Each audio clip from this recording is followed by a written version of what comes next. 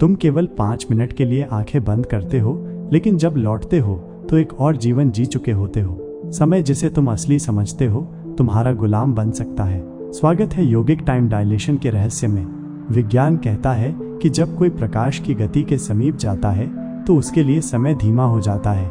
Einstein ने इसे कहा टाइम डायलेशन, लेकिन योगी उन्होंने बिना रॉकेट के केवल ध्यान से समय को मोड़ दिया।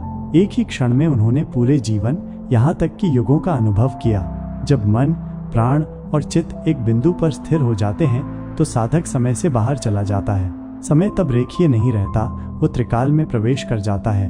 भूत, वर्तमान, भविष्य सब एक साथ। उदाहरण, भगवान रमण महर्षि मात्र 17 वर्ष की उम्र में मैं को मृत्यु देता है और उसी क्षण उन्हें आत्मा का पूर्ण बोध होता है। वो पल उनके लिए कालातीत बन गया। साधना कैसे करें?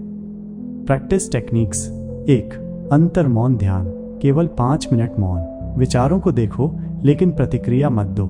जब विचार शांत होंगे समय भी शांत होगा। 2. त्राटक, एक बिंदु पर दृष्टि केंद्रित करना। दीपक की लौ या बिंदु को देखकर एकाग्रता बनाना। दृष्टि भीतर उतरने लगेगी तब समय सिकुड़ने लगेगा। 3. क्रिया योग, श्वास आधारित साधना। विशिष्ट प्राणायाम जो आज्ञा चक्र को सक्रिय करते हैं। जब मन अत्यंत धीमा होता है तभी समय का द्वार खुलता है। शास्त्रीय संदर्भ। 1. पतंजलि योग सूत्र, तस्य प्रशांत वाहिता संस्कारात्। जब मन की धारा शांत हो जाती है तब साधक समय के बंधन से मुक्त होता है। 2. शिव सूत्र, ज्ञानम बंधा।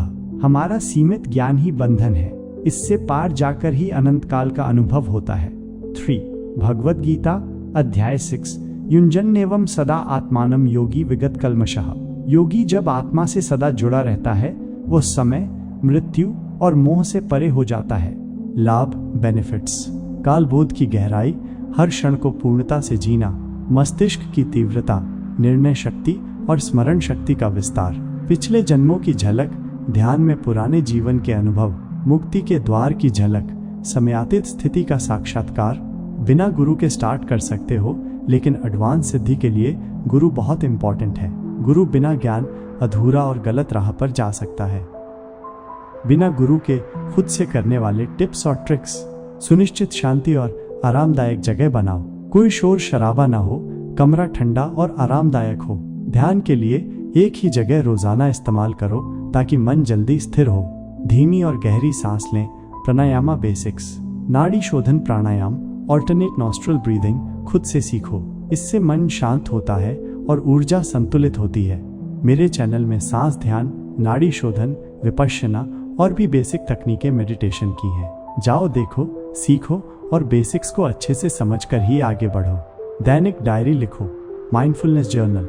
हर दिन ध्यान के बाद अपने अनुभव, विचार और फीलिंग्स लिखो। इससे ध्यान में प्रगति का पता चलता है और मन साफ रहता है। धीरे धीरे एडवांस्ड प्रैक्टिस की ओर बढ़ो। जब बेसिक ध्यान में महारत हो जाए तो धीरे धीरे प्राणायाम और ध्यान की और गहराई में जाओ।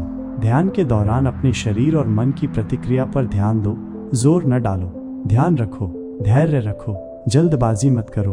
अपने अनुभवों को खुलकर स्वीकारो बिना तनाव के। अगर कभी मन घबराए या शरीर में असामान्य अनुभव हो तो ध्यान तुरंत बंद कर दो और आराम करो। केवल 5 मिनट के लिए ध्यान करो और लौटकर एक नया जीवन पाओ, क्योंकि जब तुम ध्यान में उतरते हो तब तुम समय के पार चले जाते हो। ध्यान वो साधन है जिससे मन की हलचल शांत होती है और आत्मा की गहराई प्रकट होती है। जब मन एकाग्र होता है तब संसार का हर रहस्य सहजता से समझ आता है। ध्यान में डूबो, क्योंकि वही जगह है जहाँ समय, भय और दुख का अंत होता है। आत्मा के सागर में उतरना है तो पहले अपने मन की सतह को शांत करो।